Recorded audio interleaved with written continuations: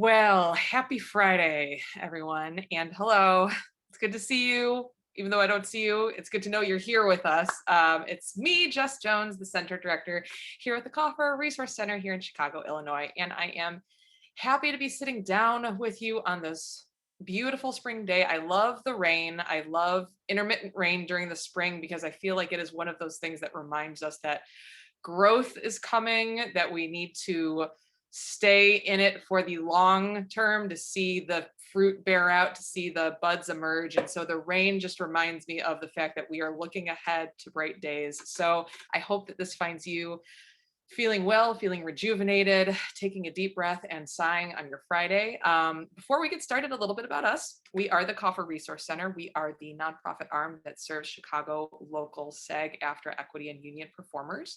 And we are here to serve you. We want to make sure we can stay connected with you. So if you do not already get our newsletter, please feel free to subscribe. You could do that on our website, Coffer Center Chicago. Just head to the website main page down at the bottom. You'll look for the Coffer headliner. If you subscribe there to our newsletter, information about programs such as these will come right to your inbox. And so we'll be sure you have a front row seat for future presentations. We'd love to have you. You could also focus on social media streams if your email is overwhelming, and follow us there at Coffer Center. We are on Facebook and Instagram. We are posting photos from events, upcoming announcements, things like this. So if you're feeling a little more social, feel free to join us on those platforms as well. We're also helping with other career bolstering resources. So if you find yourself needing any technical support, readers, things like this to help with self-tapes or other quandaries as you are working virtually, reach out to myself or our media technician, Henrique, who I'm actually going to say right now, another reason I'm smiling is that Henrique is a newlywed as of today. I hope you're blushing on the other side of the stream right now, Henrique, because like I was saying before we started, we need a win. So if you want to connect with our staff and wish Henrika congratulations when you have your technical session, he's here for you as well as I am. I am going to invite my friend Dr. Greta Pope to the stream. Dr. Greta Pope has been so gracious in affording us this series for our community, and it is what I enjoy most about sharing space with creatives, is getting together, talking shop, connecting with one another and hearing what everyone's been up to. And I think that's been one of the things that I've enjoyed about our Fridays. It's our virtual version of what we used to do in the space, but we now find new creative means and platforms to create, connect, and stay in community. So Greta, thank you again so much for this series and this conversation. Well, thank you, Jess. It's so great to see you. How have you been? You look great. I'm all right.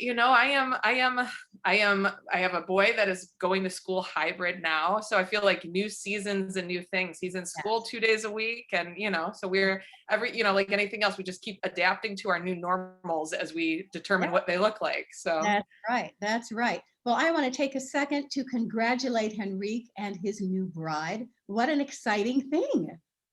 Absolutely yes, wonderful. absolutely. Yeah. It's made my heart happy. And I think that is, like I was just saying, it's, it's taken a win for the teams. Good news and happy things are something that we can celebrate together. So Absolutely. Well, we can go ahead and get started. I will be back at the end of this conversation. Okay. So for our audience here on Zoom or on Facebook, if you have any questions, feel free to add them in the chat.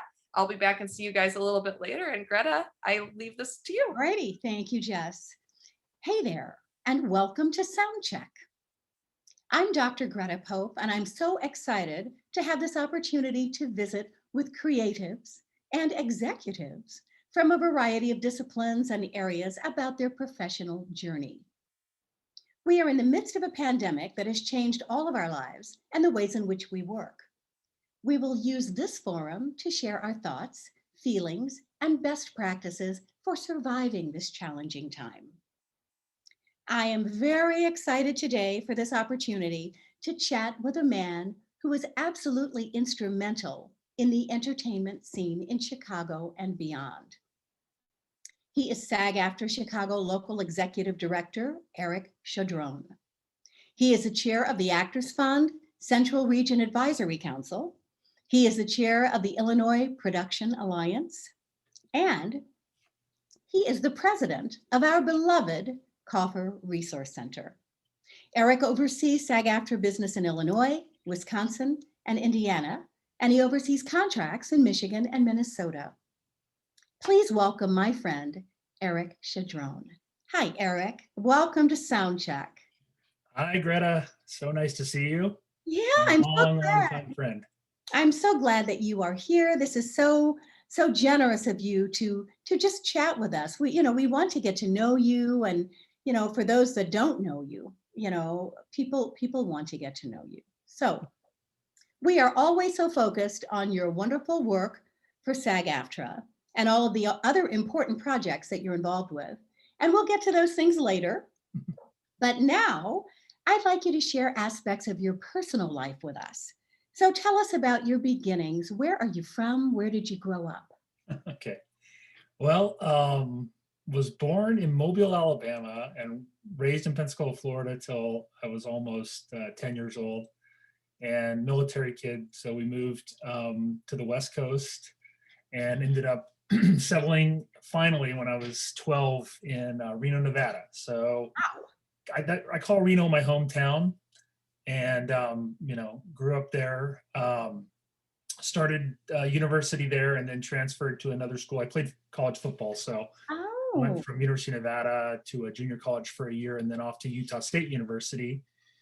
yeah. And so yeah, that was kind of gets me through to young adulthood. Went to law school in Wow. Sacramento, and Well, before you go on, I want to know, what position did you play? What football position? people can't believe when I tell them I was a quarterback. I was actually a quarterback, and people Wow. think, "Were you a tight end or a tackle or something?" And I said, "No, I just put on a lot of weight since then." But Wow. back in the the late '80s and early '90s, it wasn't the little fast guys, the Patrick Mahomes. It was more the Dan Marinos, and I was built like that. That was kind of the big arm and really slow feet. So that's Yeah, why I played quarterback. So yeah. that's great. So you obviously played football as a kid.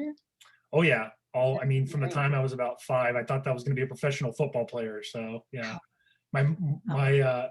my folks got me into football early, flag football, and it was kind of my calling for a long time. Wow, that is so wonderful. Wow. So I seem to recall hearing that you were involved in making music at one point in your life. Is this so? See, there's like a rumor around that you are, a musician of sorts. Well, okay, so here's the thing. We were very fortunate when I was in middle school and high school. The kids were um, very much into the arts, right? And so any school play that came through, I was auditioning for it. I played Tom Sawyer in 6th grade and Danny Zuko in Grease in 7th grade, and then transitioned into choir. I sang tenor in the choir and moved to baritone as my last couple of years. But so I was very much into music in high school and college, and then my friends and I attempted a garage band. Very unsuccessfully. Played a couple of gigs that were not very well received, and decided I wasn't going to be there. But I've always loved music. I've always been around it. My daughter is very much into her choir. She's much into her choir in college now. She also runs a record store now, which I'm very excited for. So we are very musically inclined as a family. But unfortunately, I mean, I would have loved to have made music my career, to be honest with you. And I had some friends that went into the business, on the legal side out of law school, and one was an agent and one would actually work for Capitol Records. And I was always trying to figure out, how do I get into one of those jobs, but Ah, never did it. But I will tell you, that's music is just a very central part of my life, my kids' life, and we really love it. So that's that's kind of the extent of my experience, though. that's great though. I mean, you're an intellectual, you're an athlete, and you're a musician. You can't ask for more than that. That's fantastic. No kidding. A well-rounded person. So now you were saying that you went you transferred colleges, you went to several different places and Yeah. played all there. Tell us about that. Well, so I don't want to get too boring here, but I mean, No, it's not boring at all. We love it. I got recruited by several schools out of high school, and one of them was my hometown school, and that's University of Nevada. And with the idea that I was going to be able to play at some point pretty quick, after maybe my freshman sophomore year. Well, I Mhm. got there. There was a guy a year ahead of me that just had an amazing year, And I kind of saw the writing on the wall and I really wanted to play. So that's typical path for people that want to get and start, you don't want to get, old and stale. You got to keep moving and getting the game time. So I transferred to a junior college for 1 year, where I met, by the way, where I met my wife. Oh, how nice. And then transferred to Utah State University and finished out my playing career there. Okay. And then finally, when I got done, I was looking to go to law school, and as an athlete, you don't put as much emphasis on the academics. So I put in another 1.5 years back at University of Nevada, finished my degree there. Okay. Went to law school because I had to get my GPA up and things like that. Yeah, that's great. That's great. So when did you know that you wanted to become a lawyer? And you've kind of told us a little bit about what your path was to that, but I'd like to just kind of, when did you know that all the time throughout your childhood or your high school years, or was it something that came to you later?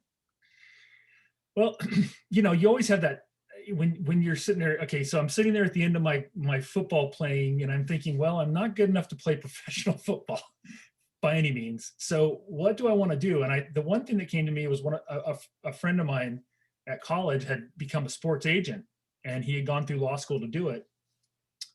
And there was actually a University of Nevada grad when I came back to University of Nevada who was playing for the San Diego Chargers at that time.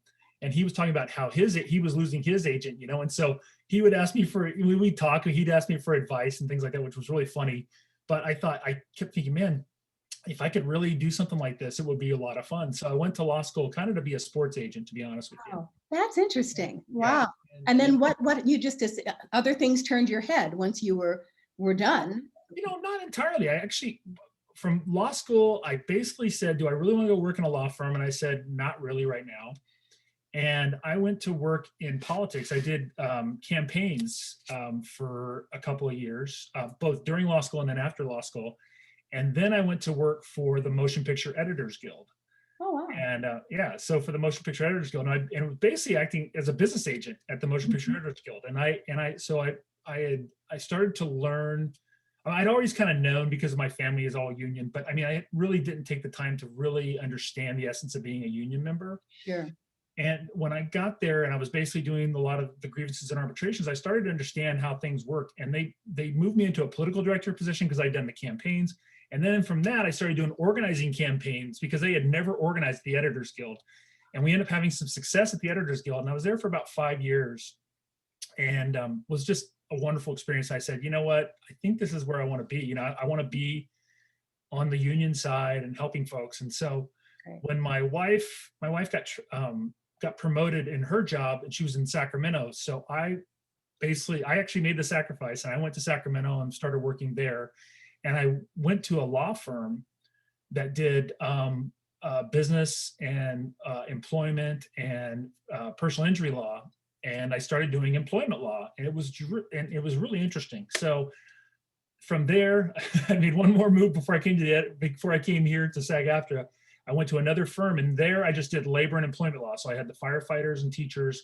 I had a bunch of those contracts that I could actually start negotiating, to litigate, go through arbitration, just a lot of fun stuff that just really sparked my imagination and my mind, and it made me feel good at the end of the day.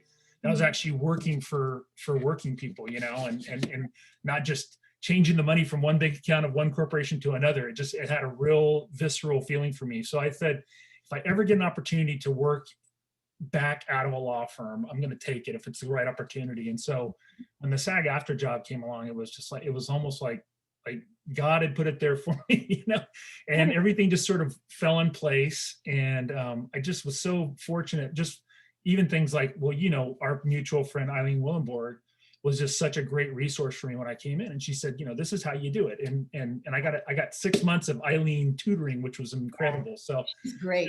I got to say that this is the place, everything that I did felt like a bunch of loose ends, and it felt like it came together in this job. So I felt like this is really my calling. And I've appreciated and loved and relished every day I've been in this job. So. Oh, that's wonderful. Well, we appreciate and love you. You're doing a wonderful job, truly.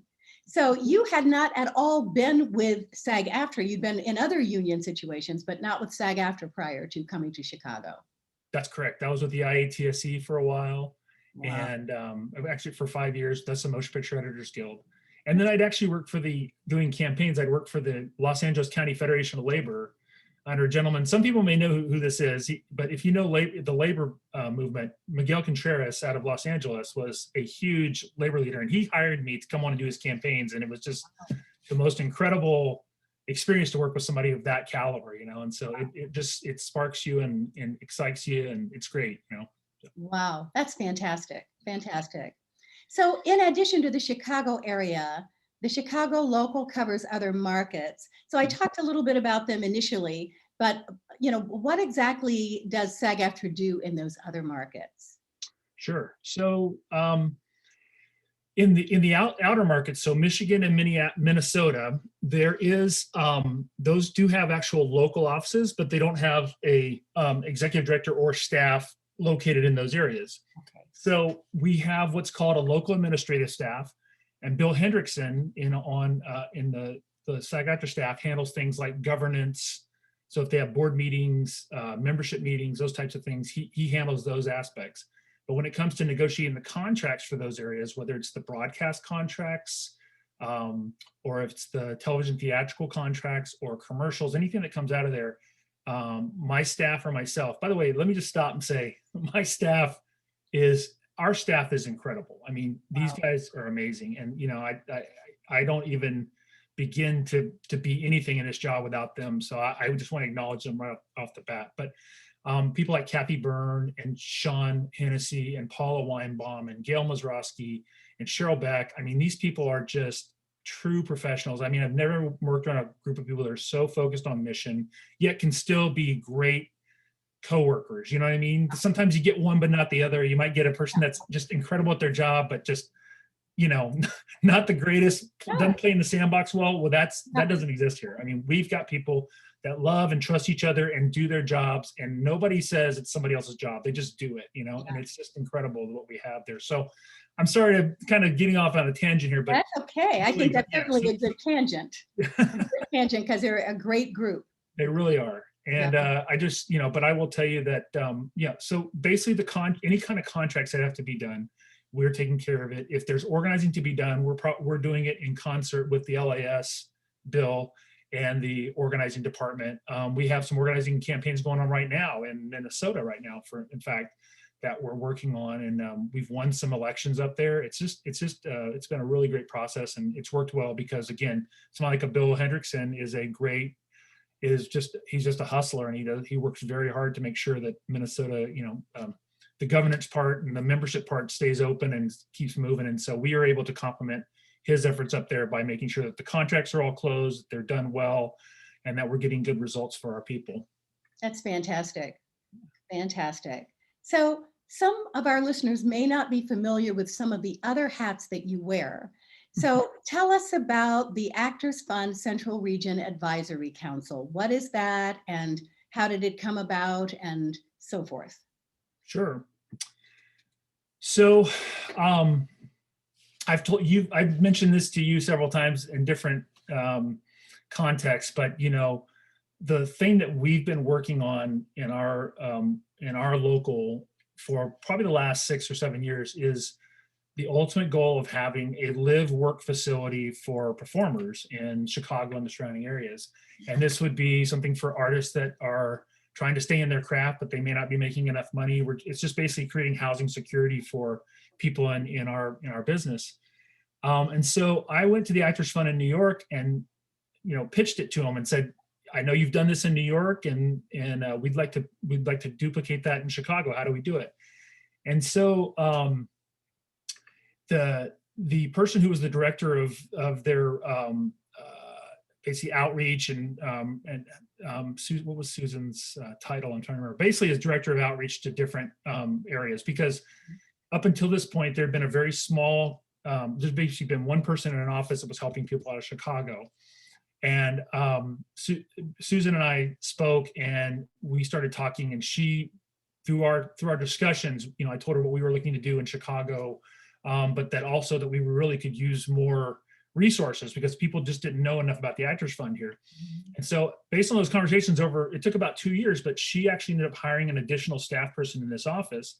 And as part of that, she said, okay, well, your job is we're going to start a local committee to basically oversee how things get done in the future. And she says, and I want you to head it up. And I was like, oh my gosh, but I will say that she did most of the work in basically recruiting a lot of the big names that are on the board. I recruited a few, but people like Rock Schaefer and people from Season of Concern and from the Actors Equity, and we have an incredibly great, diverse, interesting board. We have people from the University of Chicago medical program, and we have folks from UIC. It's really a great contingent of folks that come together and we think about collectively, how do we help performers and how do we help the performing industry in Chicago, both live and recorded performances, right? So really it basically came about because I was a pain in the rear to people in New York. They just said, we want you guys to start doing your own thing and we'll try to help you the way we can. So we're getting there. We started in 2019, had a pretty good year. We were starting to raise some money. We were starting to figure out, rebranding and things like that. And then of course, COVID sort of put the brakes on it for about 6 months or a year. Yeah. But we just recently started having meetings again. I've been talking to folks at the AFL-CIO Housing Trust Fund to maybe start the housing project at some point, but we're a ways from it, but at least we're moving in the right direction. So absolutely, that's how that came about. So I would say that we're looking to grow it and we're looking for support. So if there's anybody out there looking for a place to support, I will tell you that the Actors Fund during the pandemic was incredible. I mean, they served over, I just looked at the numbers the other day, it was 1,100 people in the Chicago area. Typical years, about 200 people they served. They served 1,100 people during the pandemic. Wow. People that got actual cash grants, assistance on things like rent and power bills, and it was in the millions of dollars that I recall, money that was given away. And they could always use more donations if that's ever something somebody's inclined to do. So I'm just going to sing their praises on that. That's great. That's great. Yeah, it's such an important organization. Yeah, it really is. And by the way, her name is Susan Watkins. Her last name was escaping me. Susan Watkins, wonderful lady, and she's moved into a different position now, but she is incredible, and I owe a lot to her for her, getting us started here. That's fantastic, fantastic. So now tell us about the Illinois Production Alliance. What is that, and how did that come about? So the IPA was started by my predecessor. And some of her friends in the industry, Eileen Willenborg. And it was created originally to get a film tax credit passed in Illinois. And they were successful in getting one passed, and they were able to get some tweaks onto it. And that was in 2008. And with a couple successive tweaks after that, we were able to actually really get the ball rolling. But I would tell you, Eileen and that group really did an incredible job of getting, that's a very hard piece of legislation to get passed in a state. You're asking the state to give up money in the hope that there will be an increase in, jobs and the industry will grow, and it's just paid dividends here. So I will say that it has been it is now looked at as a very big growth sector in Illinois, and I'm just proud to say that we've been able to develop a really strong tax credit. But the thing that I think that where we've sort of grown it beyond that, just that one mission of a tax credit, is we have a board that's been very active in trying to come up with new ways for us to engage both the decision makers in Hollywood and New York, but also the government officials, and how do we best utilize this and this really great resource that we've created. And through all the just the different steps we've taken and the different changes we've made to the credit, we've actually, the industry has gone pretty crazy. I would say it started from pretty much nothing in about 2009, 2010. We might have been around 75 to 100 million. It is now, we had a year of 700 million. We came back down to 500 million because of the pandemic, but they're saying that we're going to be somewhere around the $1 billion mark, 23, 24. So wow. It's incredible what's happened, and it's very well respected. I think that it's a very balanced credit, so that it protects the state coffers, but at the same time, it gives us opportunities to really do a lot of great stuff. And it's particularly with regard to television shows. We've attracted a ton of television shows that are here now, and that's the best kind to have, right? Because they're not production's great to have, but it's in and out, right? That's right. But the television shows, they keep going, they keep hiring local talent. And we've seen a lot of local talent sort of rise to the top because of their, exposure on these different shows. And it's just been really great for our members. Fantastic. And not to, and just one more thing, I'm just kind of filibustering. Sure. We've also seen a lot of commercial work that might have gone somewhere else and it stayed because of it. I wish I could say that commercial work has grown, but I think at the very least we stopped the hemorrhaging, which was happening quite rapidly. A lot of commercials were going to Los Angeles and other places, but the tax credits held on to a big chunk of that work. So we're pretty happy with that too. That's wonderful. Well, we thank you for all of your hard work and your vision and all of these things to make things better for actors and, people working here in Chicago. It's fantastic. It's fantastic. Well, I love it. And, let me point out something. The first committee meeting that I appeared in was the Singers Committee.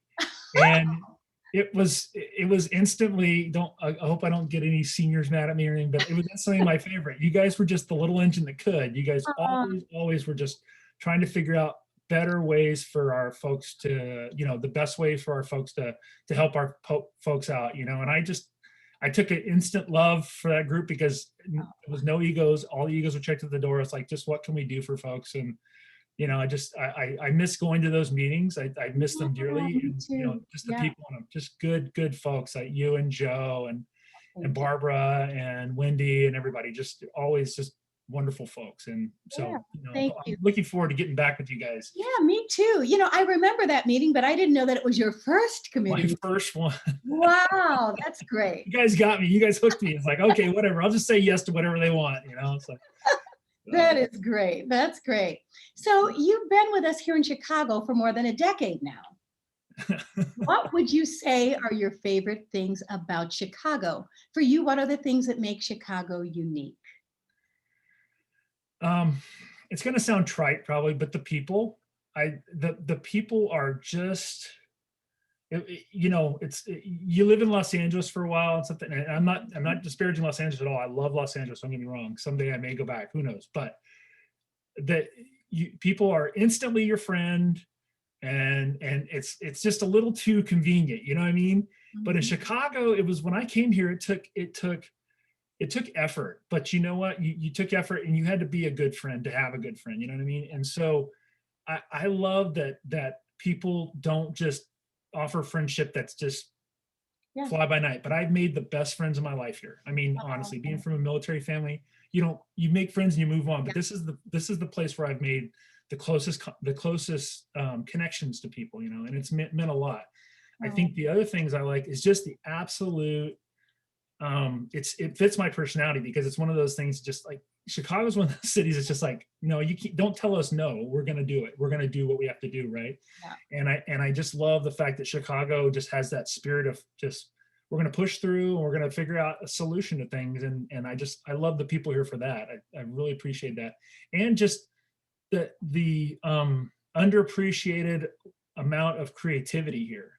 Mm-hmm. I mean, I feel like we have every bit the creativity of a New York or LA. It's just, it's incredible to the different culture I've been exposed to. Just for instance, the Van Gogh exhibit, we went to that a couple of weeks ago. I mean, I know it came from another place, but Chicago was the second place it was shown anywhere in the world, right? Yes. And it was just incredible, right? So I just absolutely love that. It feels like a playground almost, that you can just about do just about anything you want, and on top of everything else, I hear all this BS about gun violence and all stuff, and I'm not saying that that's not happening, but I feel like Chicago is really a safe city. And I tell people that, I said, I've never felt unsafe in Chicago. I love the city, and it feels like my home, so. Yeah. It's a city that is big and cultural, and all of the wonderful things that you would get. It's a world-class city, but it has Midwestern values. And I think that is just, it's such an interesting combination of stuff. It's it's just a beautiful place to be. I love it. I don't think we'll ever live anywhere else. My wife especially, she actually is just, she's a sixth generation Californian, and she loves it more than I do here. So that's great. I don't know if we'll ever move. That's great. So How have things changed for SAG-AFTRA nationwide during this pandemic? What are some of the things that have, I mean, I know you guys are working from home, but aside from that, what kinds of things have changed for the organization? I think if I was going to answer that, it has to be sort of in sections, right? Okay. So when it first happened, I remember the day. It was well, we started preparing for it before we actually got the go from our national offices. But I was telling people, look, we're going to work skeleton shifts from probably March 1st on. We were talking about a couple people in the office, stay apart, social distancing. But then when the final lockdown came around March 10th, I believe, I just remember thinking, okay, we're out for a few weeks, we'll be fine, right? And so it feels a little bit like summer camp, right? So every day we had Zoom calls every morning at 10 a.m. with all the staff and everybody hee-hawing and having a pretty good time. And then that two-week time period comes up, or the 3-week time period. And you're talking, well, we're not going to reopen until June, right? And it is pretty dispiriting. So you try to keep as much regularity and as much, so we kept doing our calls, but then came the staff cuts. And I don't know if people are aware of that, but we had pretty major staff cuts in our office, and it was pretty devastating to everybody. And I will tell you, I wouldn't want to talk to you probably November and December. It was a pretty tough time, but we lost some incredibly talented people, and it was really hard to take. It was the first time I've ever had to go through that, really. I mean, I've had to let people go for lack of performance, and that's not fun either. But just when you have to let incredibly good people go for no reason other than you're worried about the coffers, which are completely understand that, but it was just one of those things. So that was sort of the second wave, was just going through the whole layoff issues. But the thing that kept me going, I can't really talk for other people, but the thing that kept me going was I kind of have a mind like I want to solve problems. I'm always doing Sudoku, right? So that's, I mean, if I'm not doing something, I want a Sudoku. So I'm just trying to figure out how to solve the problem.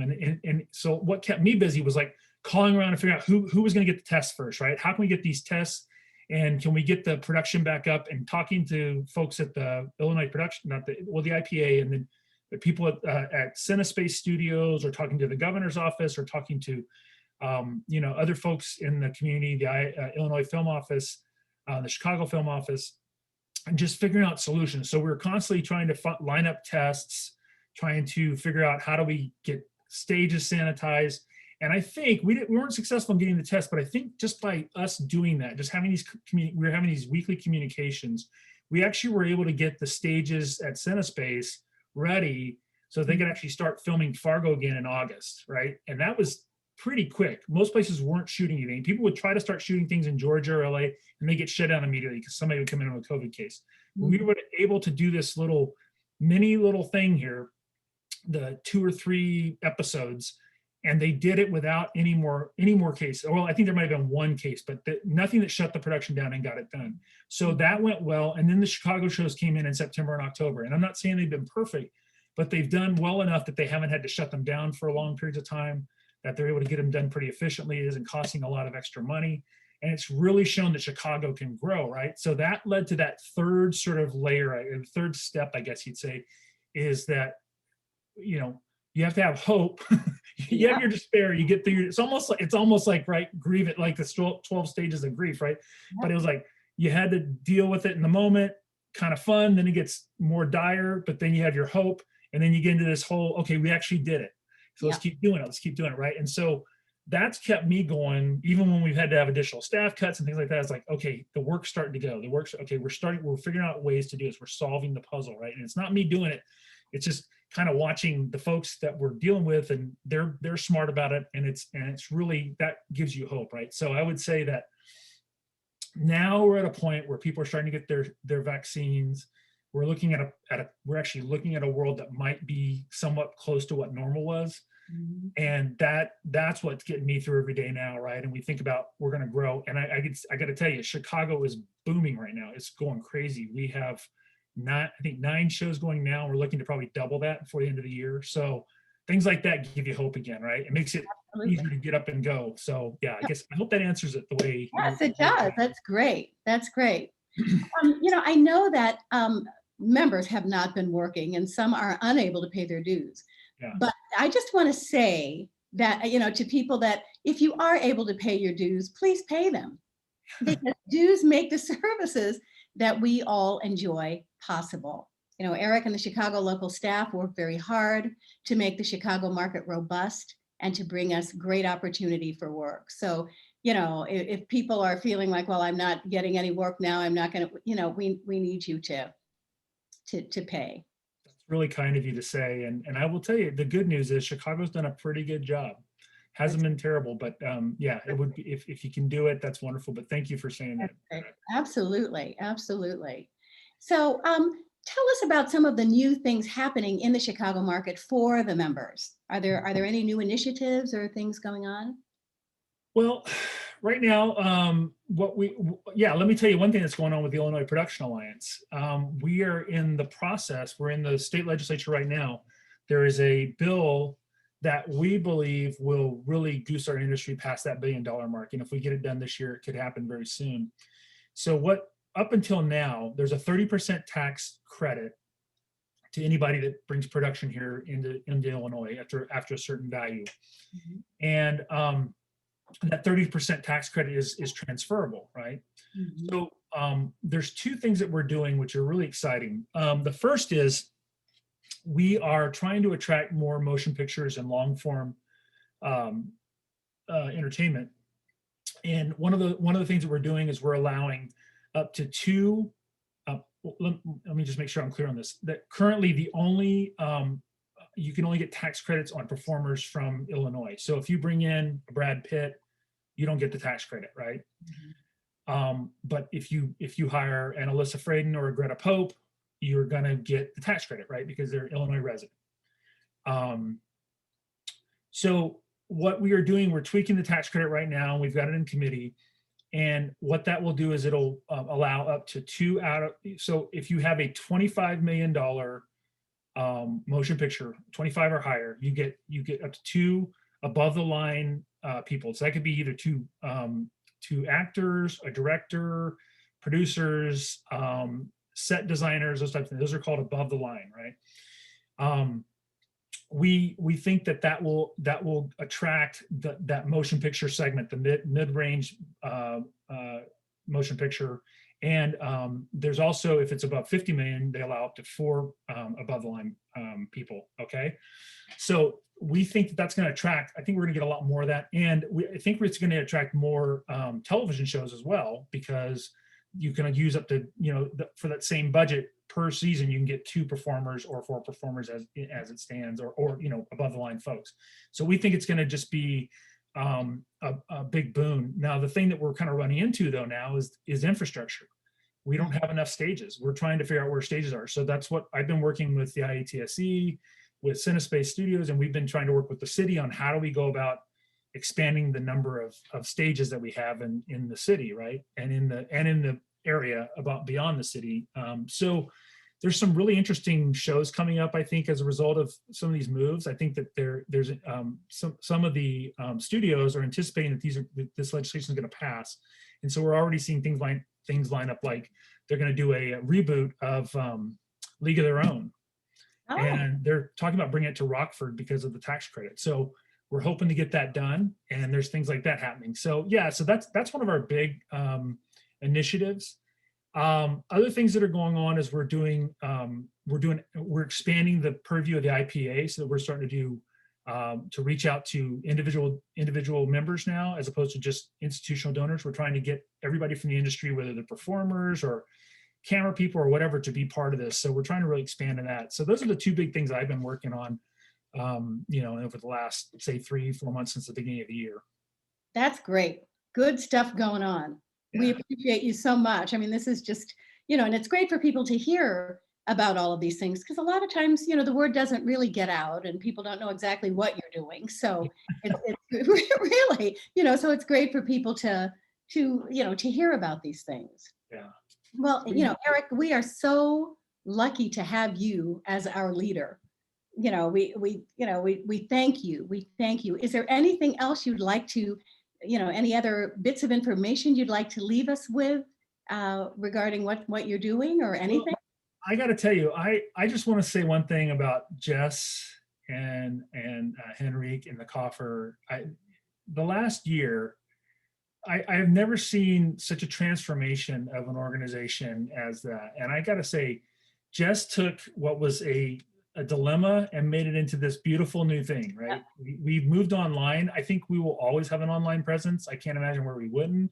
And when we come back, we will expand our ability to contact and be part of our members' lives again. I think you can't ask for that. So if I had to point to one thing that was, talk about things that give you hope, is that first time I opened up a Coffer Center daily review Digest. guide, it's like, oh my gosh, it's not all of our programming, but it's like you put it in one place where people can have something to do today. If they're worried or if they're having stress, they can go to do their yoga class. They can sit there and go with and do the children's animation with Mo Willems, and just, or they can come and see your show and just go, man, give me hope. Let's think about how I become better as an artist and how I become better as a human being, right? And so I got to say that was, you talk about one thing that was really my, just one of the bedrocks that I felt so good about. We were actually doing something productive the entire time through Jess and Henrique, and they really deserve a lot of credit, because honestly, we were down to the 4 core,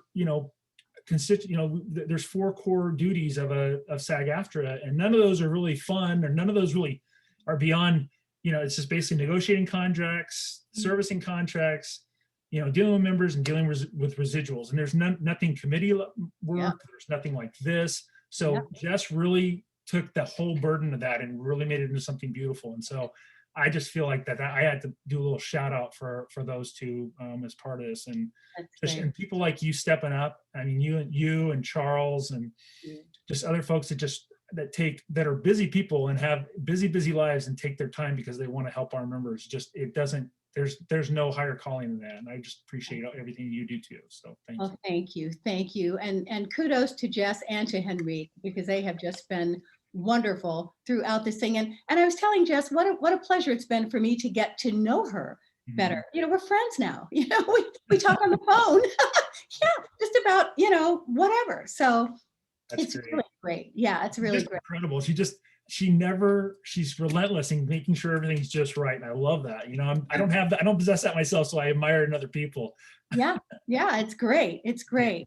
Well, thanks so much, Eric, for giving us a glimpse into your life and into your work today. What a pleasure it's been.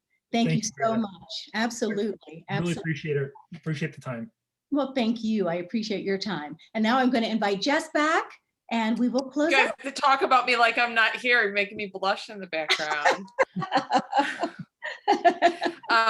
Eric, don't go away yet. I want to make sure that there's no questions from our peanut gallery while I toss out that ask to Facebook and to Zoom. Make sure that nobody has any questions. Oh, your cat. What's the cat's name? See my cat. Come on. Oh, yeah. Oh, beautiful. I love a belly rollover right there too. What's your cat's name? Lemmy. Winnie. Lemmy.